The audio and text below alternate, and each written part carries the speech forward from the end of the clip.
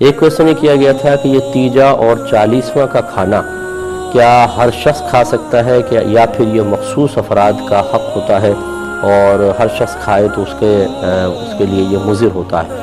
اخروی لحاظ سے اور روحانی اعتبار سے؟ دیکھیں مسئلہ یہ ہے کہ پہلے تو یہ سمجھ لیں کہ تیجا اور 40واں ہے کیا۔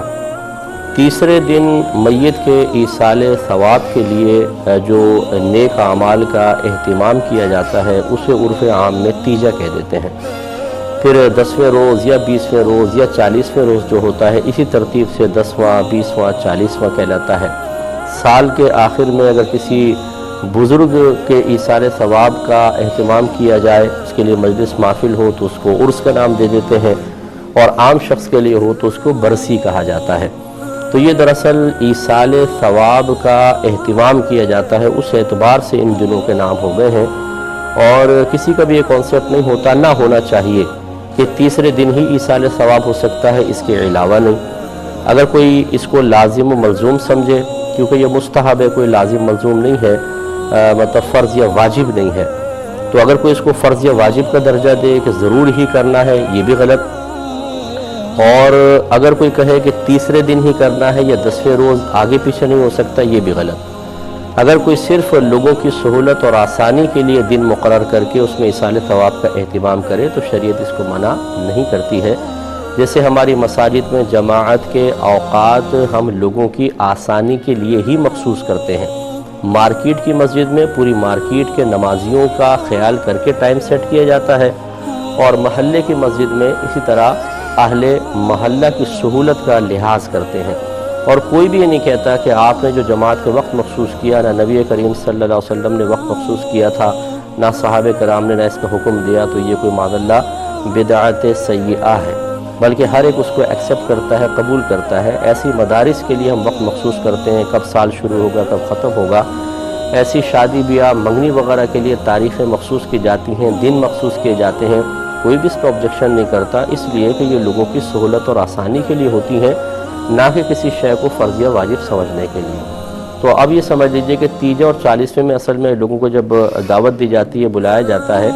تو یہ اصل میں کھانے کی دعوت نہیں ہے، بلکہ جمع ہو کر نیک عمل کرنے کی دعوت ہے کہ اجتماعی طور پہ نیک عمل کریں گے اور اس کا ثواب مردے کو بخش دیا جائے گا۔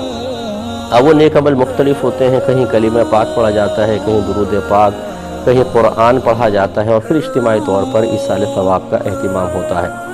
اس کے بعد پھر ایک ہمارے ہاں یہ عرف بھی رائج ہو چکا ہے کہ کچھ کھانے وغیرہ کا اہتمام، کیونکہ لوگ صبح آتے ہیں، جیسے 10-11 بجے آئے تو اب 3-4 بجے تک یہ اہتمام ایصال ثواب کا چلتا رہتا ہے، تو پھر ان کی آسانی اور سہولت کے لیے کھانے وغیرہ کا بھی اہتمام ہو جاتا ہے، جسے کوئی بھی فرض یا واجب سمجھ کر نہیں کرتا، اور کرتا ہے تو غلط کرتا ہے۔ یعنی فرض یا واجب نہ سمجھے، ایک مستحب ہے، مہمان آتے ہیں گھر میں تو کھلا دیا جائے۔ تو یہ ہے تیجا، 40واں 10واں 20واں یا برسی۔ اب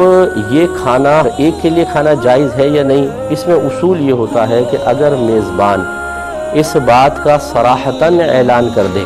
کہ یہ میں نے صرف غریبوں کے لیے بنایا ہے، تو پھر تو کسی امیر کو کھانا شرعاً جائز نہیں، جس کے بارے میں ہمارے اکابرین نے فرمایا کہ میت کا کھانا کھانے سے دل مردہ ہو جاتا ہے۔ یہ اس کے بارے میں ہے کہ جب مخصوص کر دیا جائے کہ یہ غریبوں کا اہتمام ہے۔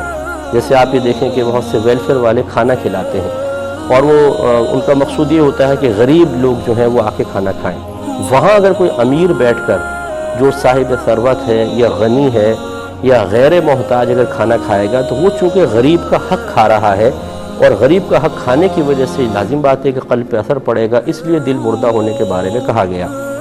لیکن ہمارے ہاں جو یہ تیجا، 40واں 10واں 20واں برسی یا عرس ہوتا ہے، اس میں کہیں بھی غریب کی تخصیص نہیں ہے۔ اب یہ عرف بدل چکا ہے، برادری کے لوگ آتے ہیں، خاندان کے لوگ آتے ہیں، اہل محلہ آتے ہیں، اور بلا تفریق سب کے لیے کھانے کا اہتمام کیا جاتا ہے۔ لہٰذا اس کھانے کو کھا کر کوئی دل مردہ نہیں ہوگا، کیونکہ یہاں عرف اس بات کی دلیل ہے کہ یہ کھانا ہر ایک کے لیے بنایا جاتا ہے، اس لیے اس کو کھانے میں شرعاً کوئی حرج نہیں ہے۔